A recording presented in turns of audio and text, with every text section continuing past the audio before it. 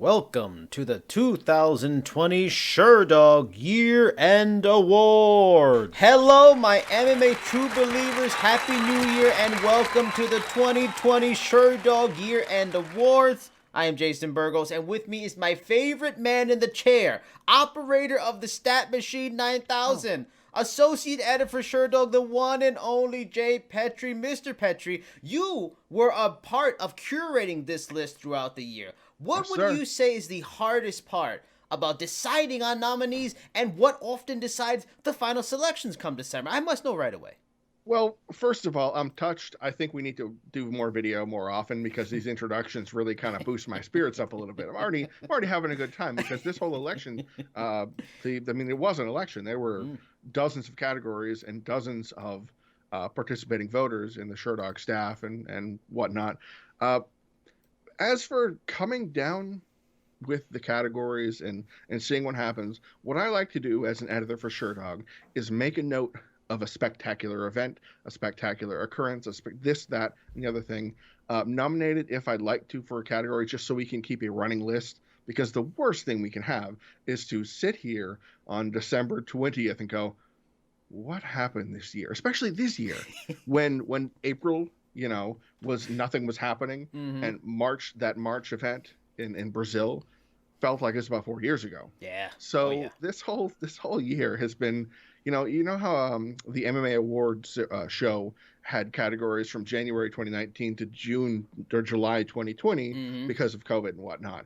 It feels like all of that back. It feels like it was that far back ago. Yes. Yep. So it's just about narrowing everything down to a digestible level and not sending all of our voters 15 categories and going, all right, guys, have fun. If not for you, I am pretty much one of those people going, what the hell happened this year? I remember 5 fights. But let's talk about fights. Let's get right into it. We're going to go into a big one to start it off. We're going to go into Fighter of the Year. There's so many options. We're just going to throw out some honorable mentions. I'll talk a little bit about mine, and Jay is going to show you his MMA knowledge. He's going to talk about who he thought were the 3 favorites along with his choices. Now, honorable mention to Dan Hooker. Paul Felder was there.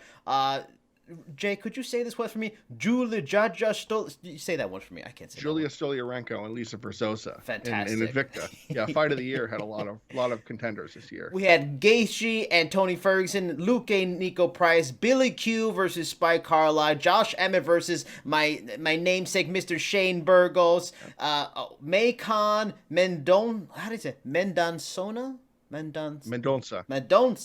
versus another name. It's so hard to say. Batsambarel Dagvador. Fantastic. This is why you're the man. And then Marvin Vettori, Jake Hermanson. I went with Wei Li Zhang and Joanna Jędrzejczyk. I know you also went with that one, but give me that fight and your other two and why you feel these were the strongest candidates for Fight of the Year in 2020. Well, I believe that more votes were cast for Figueiredo Moreno in the majority draw that happened at UFC 256, partially because of recency bias, and also because Wei Li Zhang, Joanna Jędrzejczyk felt like it was in 2019, it really does. 2018. It felt like it was a lifetime ago because of this whole situation. I mean, people forget that it happened this year, which is fascinating. The reason why I personally believe that Zhang Jędrzejczyk won is because it was consistent. It wasn't spikes of entertainment and then had a kind of a 5-minute break and then, all right, let's get back to things. It was just consistent. It had all the facets. It was high level skill. Damage and impact is something that fans love to see. And I don't know if anybody hasn't seen the fight. There was a considerable amount of physical damage on Jędrzejczyk's forehead. There was a growth there. She grew a friend, I think we'll say. Kuatu from Total Recall. We talked about exactly. This. I mean, it was ready to start the reactor. So in addition to Fight of the Year for that one, which is my pick, there were a couple others that really stood out. Dustin Poirier, Dan Hooker was also that kind of fight. Yeah. It was just a slap down, knockdown, drag out kind of fight that, I mean, it was close, but, I felt Poirier won it overall. And it had a lot of moments, but for some reason it didn't have the staying power of the Zhang fight. I don't know if it was because of Quado coming to town, but it felt like it was a spectacular fight. Yes. And a fight that could have been worthy of contention were it not for this. See also Davison Figueiredo, Brandon Moreno. And the reason why I gave it to Zhang personally over that is because of the round 5. Well, actually, there were 2 reasons. Because the fifth round lulled a little bit. The action obviously waned because both men were beat up and exhausted, but because of the groin strike that had caused a point deduction. Yeah. That changed the course of the fight in a noticeable way. And Moreno rose to the occasion to fight to a draw. But did you say rose to the occasion after a groin strike? What you did it. So yeah, those were the 3 that really were worthy of discussion, I feel. Now let's go to the envelope. We have a fancy envelope here with the choice. Drum roll, please.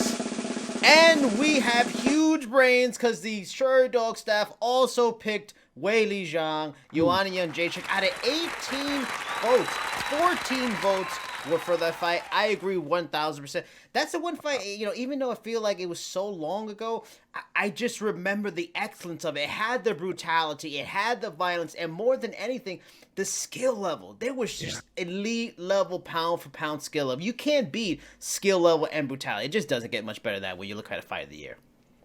Beautiful. Now, moving on. We're going to go to round of the year. We also were aligned with one of our choices, but we'll give a shout out to Miguel Baez and Matt Brown. They're round 1 and UFC ESPN 8, fantastic. Figueiredo and Moreno, round 4 was great.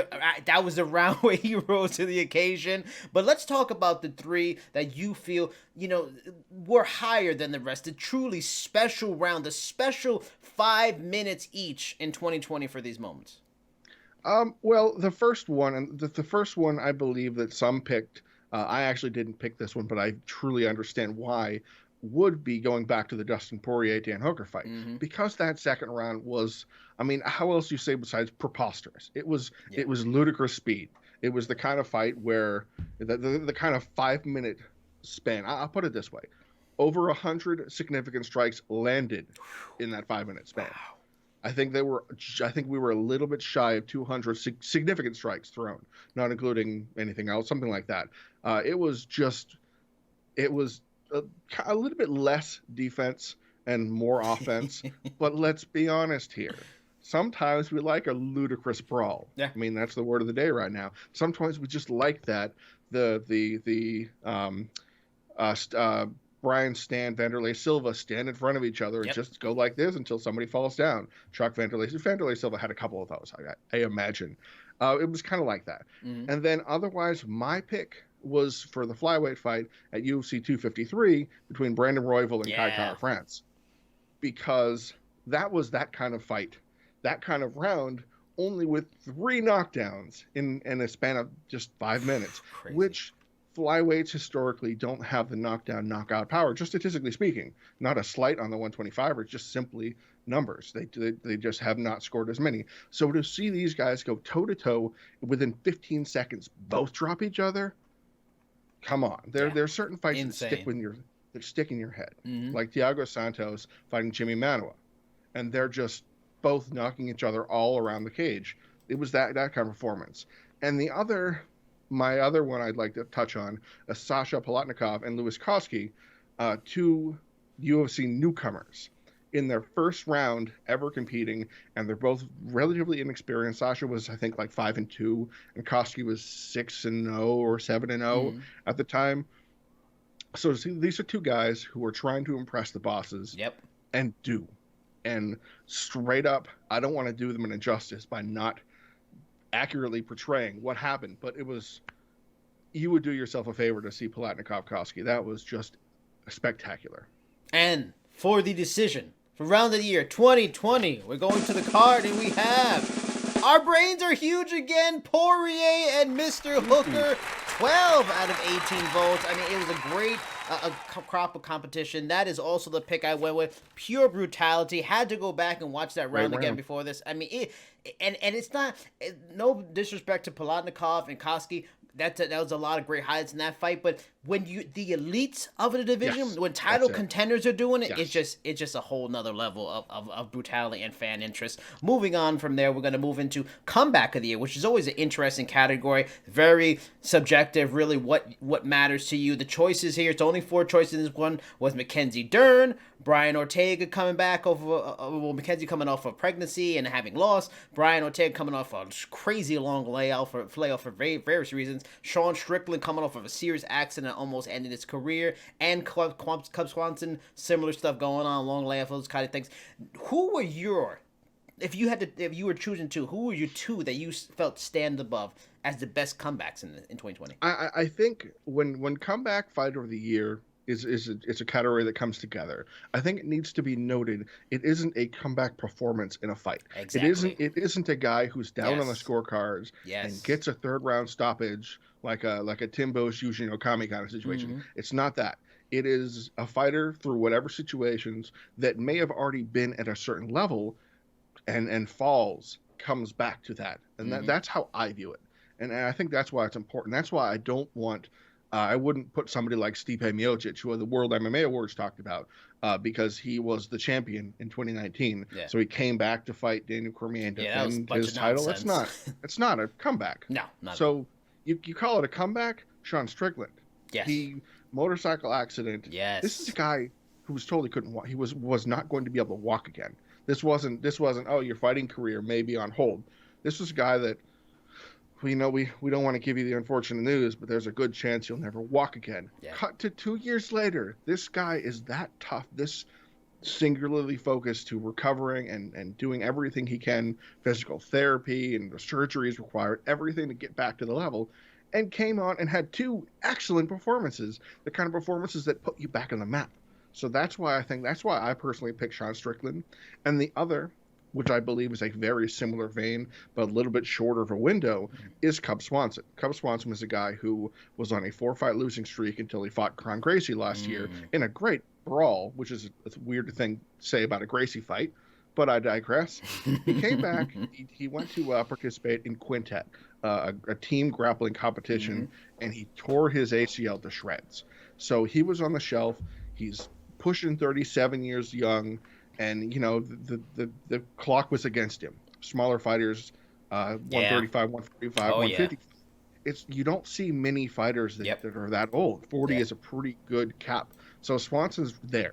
And so he comes out against Daniel Pineda, a guy who, prior to coming to the UFC, smashed a couple guys, tested positive for, a Russian GNC, and then came on to get signed and smashed Herbert Burns. I believe Herbert Burns to break out. Yep. So Swanson's put against him kind of feels like a torch passing moment. Put Cub out there, put him out to pasture, an action fight. And Cub goes out there and knocks his block off. Yep. This is a guy who has not finished a fight since 2013. Comes off of nasty surgery and recovery and everything and knocks a guy out and is the Cub of old. So that's the other one I really wanted to touch on. Yeah, I went with Strickland too, just because as a person that's watched pro sports for a long time, even before MMA, pro wrestling for a long time, like you see these people that'll get those kind of car accident injuries and they come back and they're just never the same. And those are kind of different things. Like you can rest in between plays, you can rest during a match or whatever. Like especially with MMA, fighting is hard, but really the hardest part maybe of this industry is the training. The brutality of getting through a fight camp is so hard, even if you're completely healthy. So to come back, not quite the same, not sure if you're going to come back from that and then go into a fight camps and the fight. It's amazing. Let's see who the Sherdog staff won. We're going to go comeback fight of the year 2020. Sean Strickland, but 8 of 18 votes. It wasn't a dominant choice. There's a lot of great options. I think you laid it out perfectly, but Sean Strickland gets comeback fight of the year 2020 from Sherdog.com. Now, one of the favorite categories for most people, knockout of the year. Now, there's a lot of great choices. Cody Garbrandt on Sunside was fantastic, but Neil Dariush's spinning back elbow on Scott Holtzman was nuts. Ricky Bendejas, Sean O'Malley, notable mentions. But 3 stand out. I think a lot of us know what the winner is going to be. It is that kind of highlight. But explain to me what your 3 favorites for knockout of the year were. So I feel like I should start at UFC 249, which it was a pretty good card, I suppose. Yeah, a little bit. Anyway, heavyweight contenders come to blows, and it's 2 knockout artists, so we know what's going to happen. It's either sloppy, grinding, horrible kickboxing match like a drag like Ngannou, Derek Lewis, or the opposite of what played out here, where Francis Ngannou walked through with windmills and took out Jairzinho Rozenstruik in 20 seconds.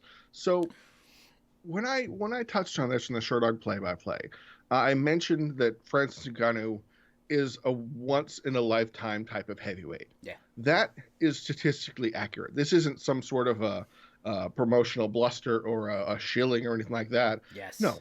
This is a guy who's knocked out 3 top 10 heavyweights in under a minute. That's never been done before. The only heavyweight to ever have 3 first-minute knockouts is Stipe, but he knocked out Andrei Arlovski and Luis Henrique, I believe. Anyway, it wasn't the elite competition, exactly. whereas Ngannou knocked out Cain Velasquez, Curtis Blades, Rozenstruik. Name me a weak one there. So 20-second blitzing of that deserves discussion. But the other one, were it not for the big knockout we'll talk about in a minute, the one that would have gotten my vote is when Kevin Holland gave Jacare Souza the old right there, Fred, just on his back. This is a guy who UFC didn't want him. Didn't really care for him, didn't sign him from the Contender Series. When there was an opening, they matched against Thiago Santos. You know, the guy with a giant hammer on his chest that knocks people unconscious. And Kevin Holland went out there and had a good showing. He lost a fight, he lost a decision, but he had a good showing. I don't believe Santos won all 3 rounds, and it was that kind of moment.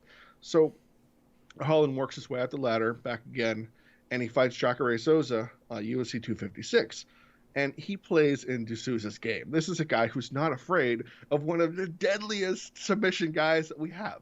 You know, you name 3, and the best elite, dangerous, offensive, defensive guard submission guys, Jacare. Yep.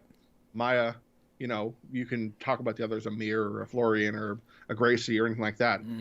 And Jacare couldn't ensnare him, and he's on top, and from his back, leaning on his side, Kevin Holland knocks him out basically with the right hand, stands up above him, lords over him, and does the "you don't know where I've been, Lou," and knocks him out cold. So, come on. It was a work of art, except it had to compete with Joaquin Buckley and Sanganai. Yep. What are you going to do? What can you possibly do to fight against that? I would imagine that this was a near unanimous pick without burying the lead or anything. I would feel that it would be, because Buckley is, I mean, I don't want to say he has a rudimentary style, because he doesn't, but he is a very linear, I'm going to charge you like a bull, I'm going to swing hammers at you. One of us may go down. It probably won't be me, but it could be me. Kevin Holland put him down this year.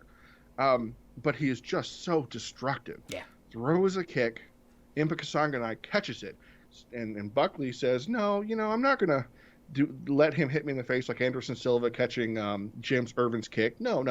I'm going to spin around and kick him in the face with my other heel. What? I've seen these kinds of moves in like Taekwondo competitions, but in a major MMA organization, forget about it. And I mean, and this is the most predictable award of the year. We're not the only ones gonna. It is obviously Joaquin Buckley. I mean, but it's 16 out of 18. I think maybe one of the biggest numbers for us in terms of votes. Understandable. So I can't add anything onto that, unto what you've added, what people have said for months, what people said following that. I'll just go back to Kevin Holland and Souza. That was, for me, a very close second. If he would have straight up knocked out Jacare and the fight would have been stopped right there when he hit that right hand off his ass, that would have been my pick. No disrespect to the Tekken video game levels of Buckley, but knocking a man out on your ass would have been insane. But, you know, for Jacare's sake, you know, that didn't happen, but worse things happened soon after. Now I'm going to switch it up a little bit, and I'm going to go for submission year. I'm going to give the winner first, and then you tell me why the winner should have got it or not should have got it. Now, submission of the year, 2020 Sherdog submission of the year. It was a popular one. AJ McKee over Darian Caldwell with a 6 submission. 13 picks out of 18. That's a pretty good number for submission of the year, which is hugely subjective. It really is what kind of things you like, what kind of ways you like seeing people go to sleep or get tapped. Was that your pick? Was it not your pick? Why should that have won? Why should it have not won? This was my pick, with no bearing the lead here. This was my pick. When a fighter pulls off something that hasn't been named, it has to mean something. I mean, we, the collective media space, called it the McKeown. If we're naming a submission after something, spoiler alert, Jason Von Flew probably, I didn't have the numbers, probably got his submission of the year for hitting the Von Flew choke at the very beginning. It's, the position was strange. It was something that was, but it was something that was prepared, which is just preposterous. Yeah. How do you prepare a submission like that? Yeah. I mean, I'm involved in the Fight Finder situation, had discussion with colleagues. What do we classify that as? A neck crank? Yes, it is. It's not a guillotine. It's not a front choke. It's not a Ezekiel or a Bravo or any of those different kind of situations to go with a modified neck crank. It's one of a kind, and that's what stood out to me. There were other spectacular submissions this year that deserve to be for discussion. We talked about comeback of the year. Were comeback of the year to be an individual performance in a fight. They were losing the fight and came back to do something. This would be where Thiago Moises tapping out Michael Johnson would come into play, because this is a guy, Thiago Moises, who lost the first round handily to Johnson. Dove in the beginning of round 2, like they're still probably relatively dry. They've been toweled off, and dives after and rolls for an Achilles lock and taps on Michael Johnson in 25 seconds in a timeout. What just happened? It was a bang play, which you don't usually see in MMA, and it was something else. Another like that was Vanessa Demopoulos versus Sam Hughes. This is one that a lot of people saw at LFA 85. Now, it was a championship fight, and it was for the women's strawweight title. I believe Hughes has fought for the UFC since then, and Vanessa Demopoulos is working her way back up. So Hughes was beating on Vanessa Demopoulos for the good part of 3 rounds, beating to the punch. She had slicker boxing. We kind of knew the striking would be her advantage. Sam Page's and Demopoulos were going to have to work a submission game, but she couldn't really get Sam to the ground and keep her there to implement any game. Hughes had done her homework, and that was a very impressive thing, until whether it was cardio or positioning or something that happened, and Demopoulos and Hughes get involved in a ground exchange, and Demopoulos, you could almost see the smile on her face, which is like, yes. And so as they scramble, Demopoulos throws her legs down to kind of tie up a triangle, and then Hughes twists and turns and gets caught in an inverted triangle choke. You're going to have to look back. There aren't many of those. Like you can see Jorge Masvidal, Toby Amada, and Bellator. Not a lot of them to look for. And so Demopoulos gets the wild comeback by hooking Hughes in such a strange inverted triangle. Hughes didn't even realize, hey, maybe I should tap out now, and passes out. Loses the fight, major comeback, spectacular performance, and a real candidate for submission of the year for me. Yeah, and just to add into the AJ thing, I mean, as subjective as this category can be, and it's really whatever taste you have, this year was almost an easier year than normal, because when you have a submission that you have to rewind and go back a couple of times to even understand how it happened, have no idea what it's called. And again, adding to the idea we were saying with round of the year, when it's a high-level fight, this was the featherweight Grand Prix, the semifinals, this is a big fight, and to have that happen in that kind of fight to a former champion in Caldwell, big moment. Now, next category here, Walkout Track of the Year. This is always a fun one. A lot of options in this one. We got AC/DC, Big Balls, Take On Me from ABBA, Dreams, Fleetwood Mac, Notorious B.I.G. That was a close one for me. I almost picked that one. Give Me the Loot. I'm Still Standing. We got Beyonce, Elton John, James Brown. We got all kinds of names. Pantera. I'm going to name the song of the year, the Walkout Track of the Year from Sherdog's forum staff in 2020. It is the one I didn't mention. No Music. There were 2 fighters this year that had come out in this pandemic era because of no fans to No Music. their lack of musical interest was the deciding winner for Walkout track. Jay, what were your 3 favorites? Were you one of the ones to pick No Music? Because No Music only got 3 votes out of 18 by the skin of its teeth. Barely won this category. Were you one of the 3 or not? I was not one of the 3. Mm-hmm. This I will say this. I was the curator of this. I keep track of Walkout music for Sherdog and whatnot. So there were a lot of options. I'm a rock guy at heart. Mm-hmm. So when I'm helping curate the list, I don't want to populate it with rock and roll, all rock. I want it to be a diverse list of everything. And because of that, it was a longer list than usual. So it's understandable if there aren't 5 options. You go, oh, that one. No. It's boom, boom, boom, boom, boom, boom. There's just a whole bunch of them. So the ones that stood out to me, and this is one that actually gained Stat of the Week for Sherdog recognition, was Jordan Levitt when he came to the UFC in his debut, and he fought Matt Wyman, and he picked an AC/DC song that wasn't used before. Now, that's significant because AC/DC is one of the most heavily used walkout artists that we've had. You think the Thunderstrucks and the Back in Blacks and Highway to Hells, and you name them, and we've heard it before. But we'd never heard that anybody had the biggest balls of all. And Jordan Levitt just... well done, lad. And to come out and have his performance, knock out Matt Wyman with a slam, and then get up and be very well-spoken and develop himself, it was an all-encompassing performance that started with big balls because, he's got the biggest balls of all, apparently. Then, coupling with a popular trend these days, some of you have probably seen the popular TikTok video of, oh boy, I don't remember his name, Dog Boy or something like that, the guy on his skateboard who's on his longboard going down the sidewalk with cranberry juice in his hand and singing to Dreams by Fleetwood Mac. Yes. Thereby repopularizing and reviving the song in popular culture again, and also making cranberry juice sales skyrocket because awesome. So Alexander Hernandez, in all of his brilliance, UFC Fight Night 181, decided, I'm going to do that too. And he did. And he walked out there. He didn't have the cranberry juice. I don't think the UFC would have allowed it. He didn't have a skateboard. UFC insurance policy doesn't let them do that out there. And he came out there and he sparked Chris Gritzmacher. And it was just, Dreams. That's a good song. And then a very important song to my heart is Elton John's 1980s classic. This is when he's kind of having a little fun, getting more poppy, radio friendly with I'm Still Standing.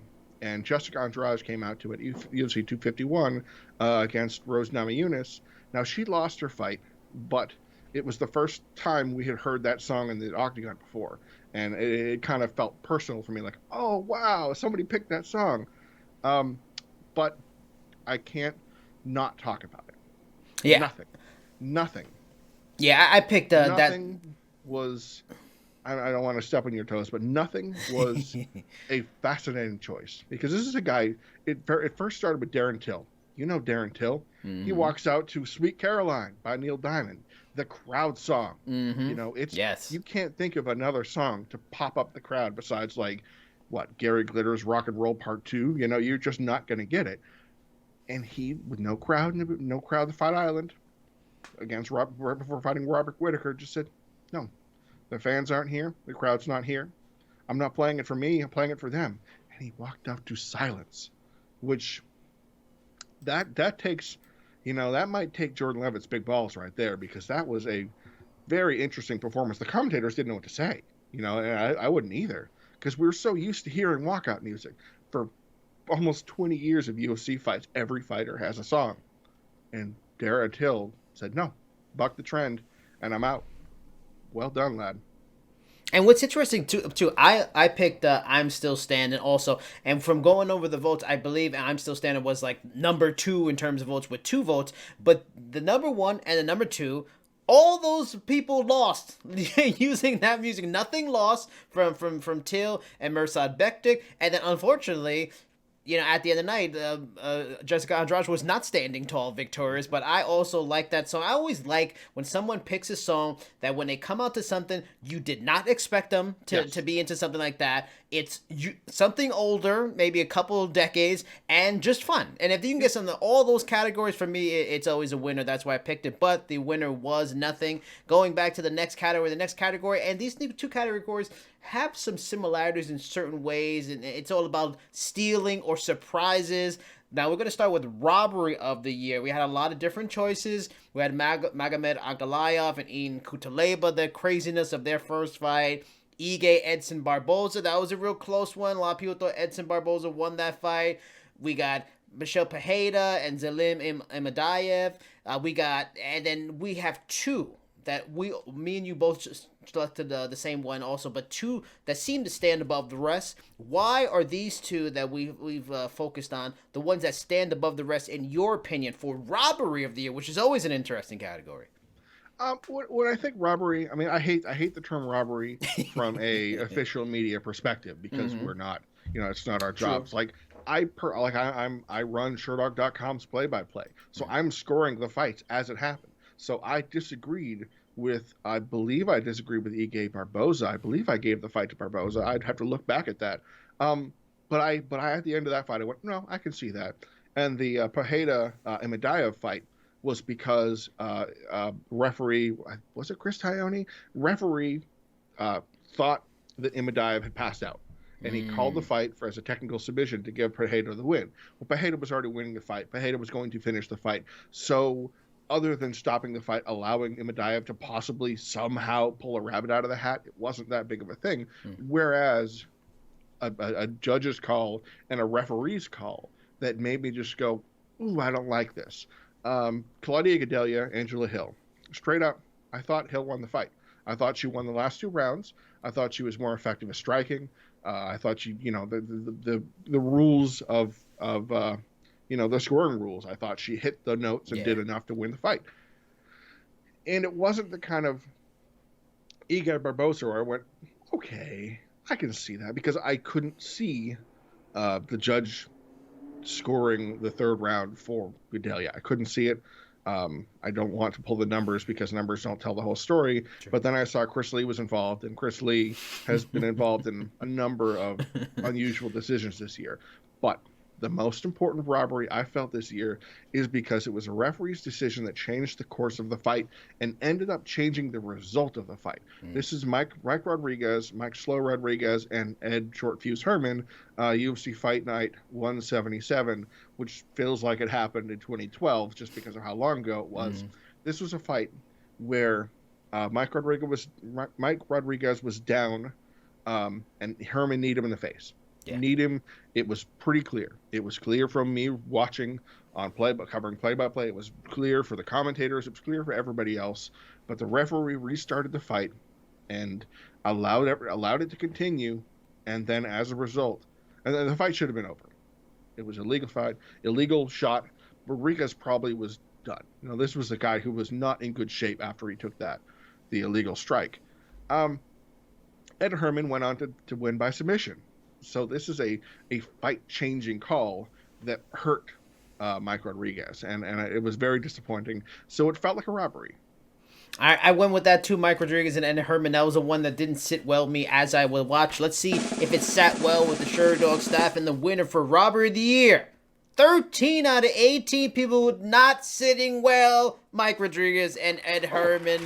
Now, for another sort of robbery in terms of betting odds and upsetting people and robbing people of their money. Upset of the year had a lot of options. We got Julian Arosa versus Sean Woodson was a good one. Trevin Jones, Timur Valiev, and we have 3 that stood out above the rest. Now, I'm going to say mine was Kevin Krumah and Roosevelt Roberts. I picked out just because I think so highly of Roosevelt Roberts, and the fact that one, Krumah, I think, came in a short notice. 2, beat a fighter that a lot of people are high on, maybe not as much. And I also, wasn't it like a ninja choke or something like that he won with? So just crazy elements that blew my mind. I know you were behind on that one, but who are 2 more choices? The other 2 choices I did not mention that are fights that stood above the rest in terms of upsetting people and stealing their money at Vegas. Well, I have to feel for Kevin Kroom, or maybe I don't, because after the result happened and after he got the biggest win of his career, this is a guy who, with all respect, I mean, this is a short notice call up. This is a fighter who was like 22-13. I've seen him on the regional circuit before. He is a guns blazing kind of guy, and those don't always succeed at the higher level. Yes. And then he came out there and did that to Roosevelt Roberts. Respect. But then he failed the post-fight drug test. Lost the bonus, lost the win, lost a whole bunch of, kind of support from the UFC. But the two I want to talk about are both women's bouts because they were so significant from a betting odds perspective. Roxanne Modafferi pulled off the upset again and handed Macy Barber her first career defeat. UFC 246, which was in 2011 or so. Or so it felt. Roxy Modafferi came in as a huge underdog because it was the stereotypical old lion, young Thundercat coming up. This had all the makings of building Barber's stock, building her star power off of a former title challenger, a beloved figure in the sport like Roxy. And Barber hurt her knee or had her knee injured. And Roxy, well, let's be honest, Roxy ran roughshod over her for 3 rounds. Yeah. And just put on the performance of her career. And she was a massive underdog and pulled off the upset. And then speaking of upsets, the biggest betting upset, don't try and fight me on this one, internet. This is true. We have the numbers. The biggest betting upset in UFC history happened this year because Shayna Dobson came in, a 500 fighter who had she had a win over Ariel Beck. She was an Ultimate Fighter kind of survivor, I suppose, up against young upstart Muriaga Bova from Kazakhstan, I believe. The hype was all on Agapova. Very exciting. Yep. Just also that guns blazing kind of reckless, crazy style. And she burned out her gas tank in the first round to a degree that you can't imagine. And Dobson pounded her out in the second round and scored again the biggest betting upset in UFC history. So that was what I went with. But let's see what everybody else went with. All right, drum roll for the pick for upset of the year, Sherdog 2020. You were right on. Modafferi and Barber 10 out of 18, which is a strong number for upset. That's always a tough one. She got 10 now. Now I'm gonna name these options here and then give the winner, and then you tell me what your thoughts are. Now, this is for Breakthrough Fighter of the Year, which is always an interesting category to see if these are the future stars, future champions, the guys that really grab the imagination, or women that grab the imagination of fans in 2020. The names we have: Joaquin Buckley, understandable choice; Gilbert Burns, a lot of big wins, put himself into title contention; Khamzat Chimaev, everybody and their mother's talking about Khamzat; Kevin Holland, that was another big one. Only guy to win 5 fights in 2020. And Lauren Murphy, as well as Chaos. If you know him, you call him Kalen, but Chaos Williams, the winner for the 2020 Sherdog Breakthrough Fighter of the Year. We're, I think, agreed on this one. Mr. Kevin Holland, 12 out of 18 picks for the Sherdog staff. Jay, were you on board with me as a person that was behind the Kevin Holland train and not on Chimaev train for Breakthrough Fight of the Year 2020? The body of work says everything. I mean, this is a guy who fought 5 times starting in May and won 5 times, beating, I don't know if you heard earlier, audience, but go back to Knockout of the Year. We discussed this. This is a guy who did what he did to Jacare Souza. How crazy is that he beat someone in the same category as him too, which is nuts. That should be enough right there. I mean, everything about the Holland's performance. The only thing Chimaev has going for him in this award is in terms of eyeballs, but we don't really have many measurable metrics other than, say, going to like Sherdog Fight Finder and finding out that Chimaev was a very heavily viewed profile, more heavily viewed than Holland. To see what he was up to make who is he, where is he from, what has he done before, oh my gosh, he's got a 100% finish rate, that kind of interesting information. But body of work, Holland by whatever you want. I would actually pick Holland over Chimaev, but I don't want to go down that rabbit hole. Other names that should be mentioned: Joaquin Buckley lost his first fight this year. And this is a guy who made his UFC debut this year. Yeah. I believe in August, I believe was his debut when he fought Kevin Holland. Short notice too, like a lot of LFA types. Showed up, and he gave Holland a lot. And then Holland was quicker. Holland was better for counter and finished the fight in the third round. But then Buckley did what he did, that knockout of the year, and then just plastering undefeated Jordan Wright a couple months later. And his third fight in 2020, well, I guess his next fight is in 2021, Alessio Di we'll see what that happens. But another breakthrough fighter who doesn't get their due is a fighter who made her name by people not knowing what her name was. Lauren Murphy was a member of season 26 of The Ultimate Fighter with Eddie Alvarez and Justin Gaethje coaching. And Coach Eddie, didn't know her name. Couldn't remember her name or was doing it on purpose. Yeah. The whole "my name is Lauren" situation. So Lauren Murphy had a pretty solid year, 3-0, 2-0 against top 15 women, Andrea Lee and Roxanne Modafferi, who was coming off of that win over Macy Barber, and then took on and tapped out to earn her first career submission win over Lilia Shakirova. Shakirova coming in on very short notice because Murphy was supposed to face someone else that I can't recall. But she is now a contender from a name redacted fighter to she is going to have to fight Valentina Shevchenko in 2021. Best of luck. Thoughts and prayers.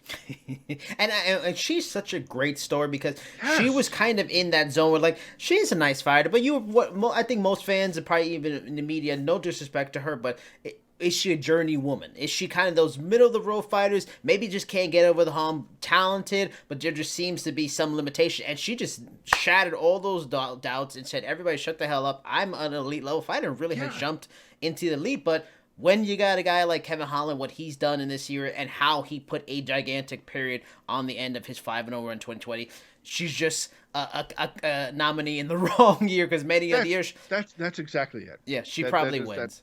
That's exactly right. I mean, this is a woman. She's 37. The Alaskan native, and she's been a longtime member of the MMA lab. But she has consistently and considerably leveled up her skills and is still getting better as a fighter with a division that doesn't really have. Remember what we talked about? Lighter fighters. There aren't many that are of progressing age, and she's on a long win streak. So yeah, this is 2021 could be her year. Now, next category, Beatdown of the Year, a unique category. Not a lot of sites do Beatdown of the Year. It's the choice for who to break it down to brass tacks, who got their ass whipped the worst. And this is a tough category. If you're on the losing end of this is something you don't probably want to happen ever in your life again. Now, Beatdown categories, in the nominees in this category, we got a lot of them, a lot of big names. So the big names got Connor, Donald Cerrone, his 42nd shoulder knockout craziness win. Got Gaethje Ferguson, Glover Teixeira, Anthony Smith, the dentist appointment that Anthony Smith had that day. Burns and Woodley, interesting fight. Amanda Nunes showing the young lion and Felicia Spencer, you're not there yet, baby. Hamzat and John Phillips with his dark choke. We got Jun Young Park and John Phillips. Damn, John Phillips. That's tough. You are on a tough year if you're on the Beatdown list twice. But there's three that stand above the rest. It's Gaethje Ferguson, Glover, and Anthony Smith, and Jung Young Park, and Mr. Phillips. Jay, who was your leading choice out of those three favorites? Who do you feel, at least in your opinion, had the worst beatdown of 2020? I looked at these fights in terms of competitive nature. And competitive nature and competitive significance. Because, we see regional fights all the time where one fighter clearly outclasses the other. But, what do you care about a 2-0 fighter beating the brakes off a 1-2 fighter? So when you look at this, my personal pick is between two light heavyweights trying to get back in contention after humbling losses to John Jones. And Glover Teixeira, who has defied the odds and then some, came out and got boxed up and beaten up and bloodied up by Anthony Smith, to the point that a lot of us saw, wow, Anthony Smith is going to finish the fight really soon. Yeah. And then he didn't. Yeah. He didn't at all. And as probably, I would say probably towards the tail end of the second round, I need to watch to see exactly where it was. There was a kind of a moment where Teixeira started getting that momentum and Smith had to take a breath. And then the fight progressed to round 3 and 4, and Teixeira took him down and beat the living death out of him. This was a Tito Ortiz, Ken Shamrock, in their imaginations, this is what they hoped it would have looked like. This is what it looked like. Yeah. This is a fighter that had to apologize for what he had done, and or not had to apologize, felt the need to. So Glover Teixeira is obviously the NMF. He's a title challenger alongside of Wonderboy Thompson. This is a guy who said, "I'm sorry, Anthony. This is just business." And Anthony Smith mumbles, "It's okay. I got you. I'm understanding." Knocked his teeth out. Knocked his face into next level. Just a fight that should have been stopped by the end of the fourth round. Yeah. At minimum, and nobody did, and it hurt to watch. It hurt to write up, like, oh gosh, throw the damn towel kind of situation. But there were a couple other beatdowns that were of note. I don't feel that Gagey Ferguson was the level of beatdown that some believe, because Ferguson was in the fight until he started taking the kind of damage to not be able to fire back. This is a guy that put up and was doing some damage and didn't have Gagey hurt. But this is a guy who wasn't out of the fight until he was. Yeah. And for that, I understand. Tony Ferguson was on a 12-fight win streak doing what he did to those fighters. So somebody to Tony Ferguson, that in itself was a beatdown. But the other really severe beatdown, and the numbers were they were off the charts. And maybe I should rephrase it, UFC roster versus John Phillips, because of what happened to him. But Jun Young Park, I actually thought that Jun Young Park's beating of John Phillips was worse than Khamzat Chimaev, not in some sort of anti-Chimaev animus or anything, but because Jun Young Park landed 3 takedowns in the fight. 1 in the first round, 1 in the second round, 1 in the third round. Outworked him, beat everything out of John Phillips. This is a throw the towel kind of fight. I believe the strike totals were something like 230 to like 5. This wasn't a fight. This wasn't a fight. This was a take behind the, pounded behind the back of the barn kind of thing. This was not. It wasn't fun, and I think that's where beatdown of the year comes from. When it's not fun anymore, you're like, oh, okay, I want to go home. Stop the ride. I want to get off.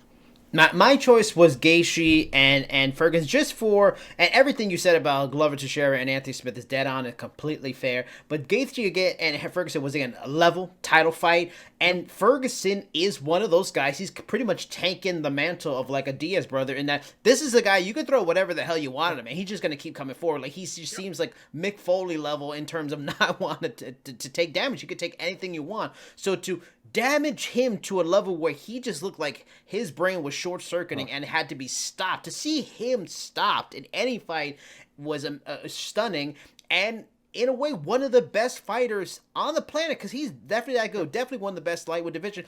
It looks like it's changed his career trajectory. He might not be the same fighter after that beating. That's why I chose it. But let's see who the Sherdog staff picked. Drum roll for Beatdown of the year 2020.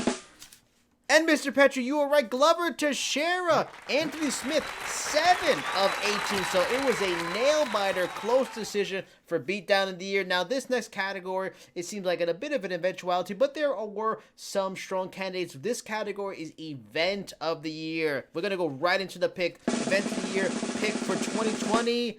No shocker here, UFC 249 with 12 of 18 picks. Jay, I mean, a lot of amazing things. We even talked about a little bit earlier. Francis Ngannou and Rosenstruck were on that card. We had just the aforementioned Beatdown and Tony Ferguson and Gaethje was on it. Cejudo, Cruz, Cater, Stevens, great fight. Greg Hardy, DeCastro, Pettis, Cerrone, Alexei Oleinik, Fabricio, just Carla Esparza, Michelle Waterson, a sick card top to bottom. Why, Jay Pettry, is clearly UFC 249 the best event of 2020?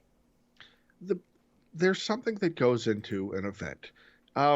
Last year, a Bellator event, went 14 for 14 fights and finishes. Spectacular, violent, everything you wanted, but because the fights weren't as significant, there wasn't a major storyline leading up to it, it didn't take the top billing, because even though it had the fights that delivered and the finishes that delivered, it didn't have everything else that went into it. Whereas UFC 249 was a game changer.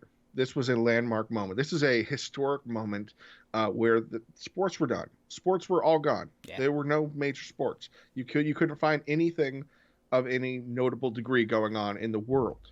and UFC staged UFC 249 in the ViStar Veterans Memorial Arena in Jacksonville, Florida, and it brought relief.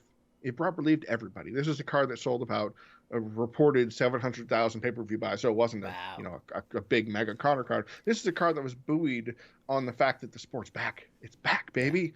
Every week we got it. We're here. Let's enjoy it. So it was that unifying moment in the sport where everybody came together and just they all shut up and just watched the show and enjoyed it. And it doesn't hurt that what I believe the top two events this year both were bolstered in the headliner by Fight of the Year candidates. I mean, Gaethje Ferguson was a Fight of the Year candidate for Sherdog, in addition to Beatdown of the Year, which is an odd thing that it can be the best fight and a beatdown, but who knows? It was a very interesting, fun, and compelling fight. Yeah. Whereas UFC 256, which was the other card that happened, it was the final year-end pay-per-view. Davison Figueiredo and Brandon Moreno both came off of 21-day layoffs to fight to a sensational majority draw. Tony Ferguson also came back, and he was overwhelmed by Charles Oliveira. Mackenzie Dern showed that she had the ability to take a punch and come back. She had her nose kind of Olaf Alfonso'd. It was a little over here. Kevin Holland did that to Jacare Souza. So it's the kind of performance in Cub Swanson, Daniel Pineda. This is the kind of event where multiple of the year kind of nominees come out of it. And that, I think, matters. Because it isn't just a bunch of crazy fights like Chase Hooper hitting a heel hook in a fight he was losing, and Seal Khan, the passing of the torch, the elbow, the back of or the side of Junior Dos Santos' head.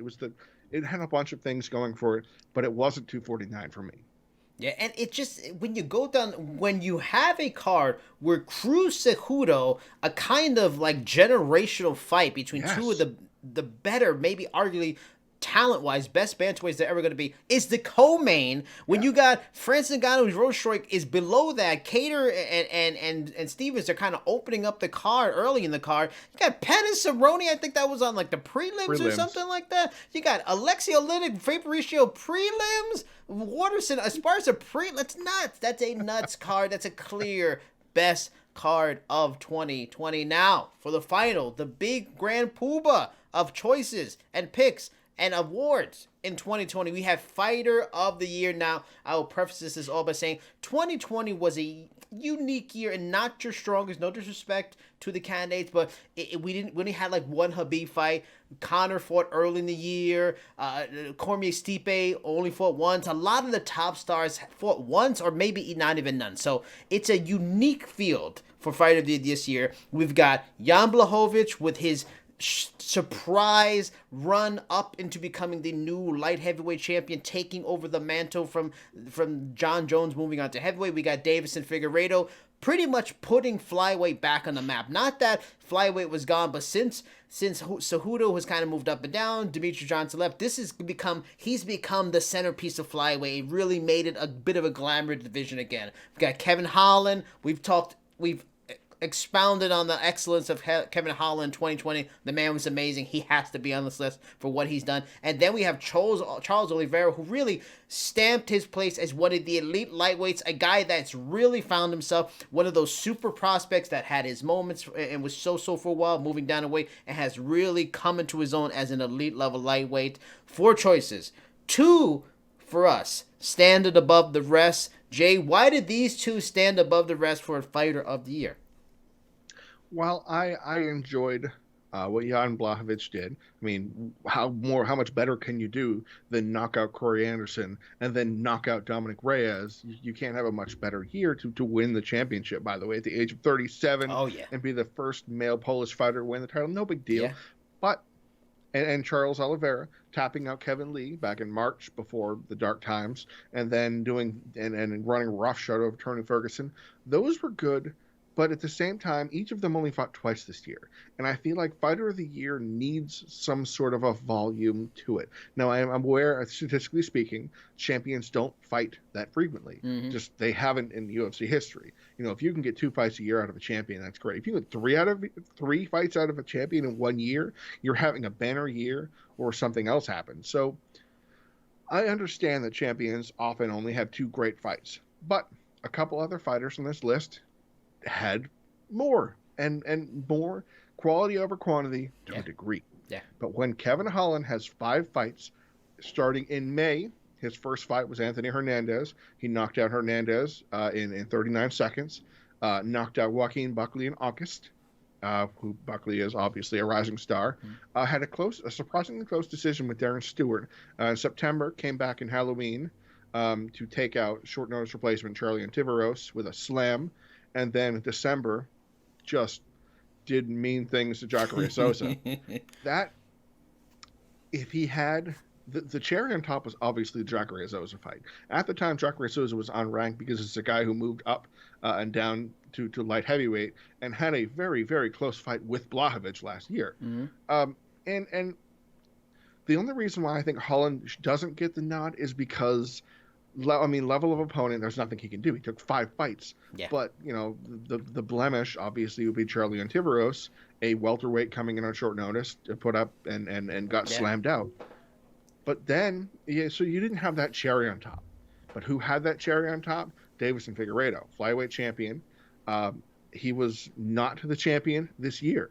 This is a fighter who was going to fight for Henry Cejudo's vacated belt, fought against Joe Benavidez, and missed weight before the fight to be ineligible to win the title.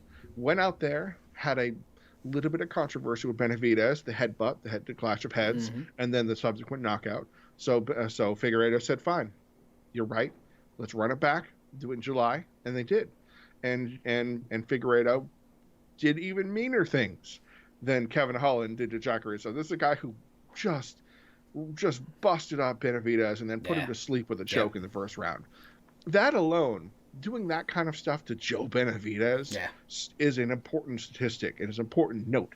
And then he gets out there and fights the first Contender Series fighter to ever fight for a title and puts him out in 2 minutes with a guillotine choke in a scramble from a leg lock, and it was a whole weird situation. Okay, 3-0, 3 finishes within 2 rounds as a flyweight, and 1 championship win and 1 championship title defense. Then he fights Brandon Moreno 3 weeks later and has a Fight of the Year candidate. Yes. It's when it all comes together, it's that kind of year that a lot of other fighters wish they could have had. And the draw, because of the groin strike, doesn't take away from the impressive performances he had, the battle for the ages that he and Moreno engaged in. It was that kind of fight. When you picture a fight and go, oh man, it's everything I want it to be in a fight. There's technique. They're hitting each other as hard as they can. This is a guy in Deiveson Figueiredo who threw bombs for the good part of 5 rounds, and came out with a draw. So he is my consensus fighter, all across the board fighter of the year. He did everything he could, and made 2020 the best year he possibly could. Yeah, and you nailed it. He just the right recipe for this. Quantity in a difficult pandemic year, quality in championship fights in all of this year, and then to be a part of a Fight of the Year candidate, again, beats Kevin Holland, but also for me, he set a record. He broke the record for fastest title defense, the fastest turnaround, and was successful. If he had done that and lost, maybe he'd not have been on this list, but to be successful even in a close fight, it's an obvious choice. But let's see if the staff agree with us, and with a 14 out of 18 votes, it is the one and only flyweight champion of the world, Deiveson Figueiredo, the Sherdog 2020 Fighter of the Year. And that is all of our nominees and awards for 2020 Sherdog Year-End Awards. Mr. Pettry, before we go, let them know where they can find you, where you'll be throwing out stats from the Stat Machine 9000 on Twitter, on Instagram, wherever you are. Well, you can find me all on Sherdog.com, and my Twitter is simply jpettry. But I have a closing question for you. Oh, all right. And it's about Fighter of the Year. Had Brandon Moreno won the fight, had he defeated Deiveson Figueiredo, win. Doesn't matter if he finished him, just W next to his name, and had beaten Deiveson Figueiredo. Would Jussier Formiga, Brandon Royval, and Deiveson Figueiredo, would that have been a Fighter of the Year candidate for you, or winner for you? It probably would have, and it really just shows how crazy things are, and how just one win and one decision changed it. Because it probably would have to go on that run. One scorecard. That's Yeah. all it took. To go on that run and to have won the title, to beat the boogeyman in the division right now, and become this new star, the first Mexican-born champion he would have been, making history in that kind of way. He also was a part of that quick turnaround because he fought on the same card as Figueiredo before this. So yeah, it probably would have been. If not, it probably would have been Kevin Holland. But to add on to the levels of craziness, where would we be talking about like a guy like Brandon Royval if he had beaten Brandon Moreno? Had he beaten Moreno? Brandon Royval's probably breakthrough fighter of the year. He's, who knows, maybe he gets that title shot or something like that. Then we're talking about him maybe fighter of the year, and the guy wasn't even in the company to start the year. But that's how crazy MMA is, and that's how crazy awards are. I'm Jason Burgos. You can find me on Cheap Seats Chat on Twitter and Instagram. He is Jay Pettry. Until 2021 when we come back again, looking dapper. Bye-bye.